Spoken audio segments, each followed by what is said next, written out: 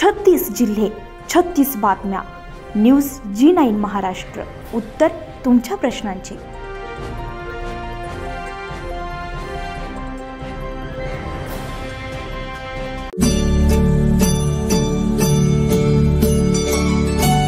तिवसा तालुक्यातील गुरुकुंज मोजरी येथे दरवर्षीप्रमाणे यावर्षी सुद्धा 13 फेब्रुवारी 2025 ते 20 फेब्रुवारी 2025 पर्यंत श्री संत गजानन महाराज प्रकट दिन महोत्सव आणि संगीतमय ग्रामगीता, अध्यात्म, तत्वचिंतन आणि राष्ट्रीय प्रबोधन सप्ताह आयोजन करण्यात आलेला होता. दिनांक 13 फेब्रुवारी 2025 रोजी तीर्थस्थापना आणि मंगल कलश पूजन करण्यात आले होते.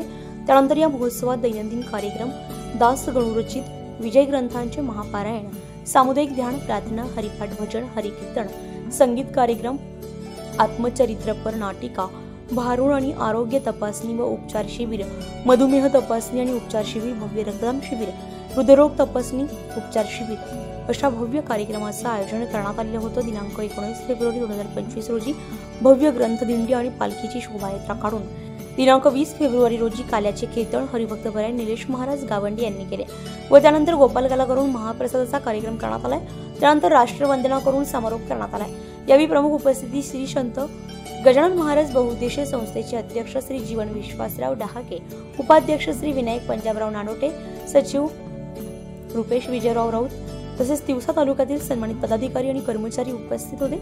तिवसा आमदार राजेश भाऊ वानखडे, सरचिटणीस अभा श्री गुरुदेव सेवा मंडळ गुरुकुंज आश्रम, श्री जनार्दन पंत बोधे, श्री शरदभाऊ वानखडे, माजी सदस्य पंचायत समिती तिवसा, गणेशजी सपकाळ, उपनिरीक्षक पोलीस स्टेशन तिवसा, गौरीताई देशमुख, माजी जिल्हा परिषद सदस्य अमरावती, अमोलजी मानकर, समर्पण प्रकल्प सांझा, वैशालीताई धुमोणे, सरपंच गुरुदेवनगर, मान्यश्री मिलिंदजी काळमेक, उपसरपंच गुरुदेवनगर, मान्यश्री विनोदजी खडसे, ग्रामपंचायत अधिकारी गुरुदेवनगर. या कार्यक्रमाला आदी पदाधिकारी व कर्मचारी तसेच समस्त महिला मंडळ, पुरुष मंडळी उपस्थित होते.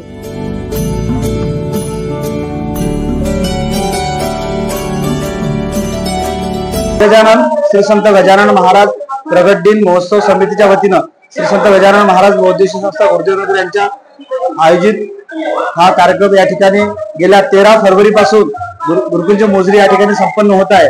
यामध्ये सकाळी सामुदायिक ध्यान, सायंकाळची सामुदायिक प्रार्थना, श्री संत गजानन महाराजच्या विजय ग्रंथाचं पारायण अनेक महिला या ठिकाणी करत आहे. त्यासोबतच सामाजिक उपक्रम म्हणून या महोत्सवामध्ये 4 शिबिर आपण घेतलेले आहेत. त्यामध्ये एक रक्तदान शिबिर, एक हृदयरोग तपासणी शिबिर, त्यासोबत मधुमेह उपचार शिबिर, त्यासोबतच या ठिकाणी हृदयरोग आणि महालॅबचं एक रक्त तपासणी शिबिर या ठिकाणी होतं. या शिबिरामध्ये 1000 भाविकांनी सहभाग घेतला.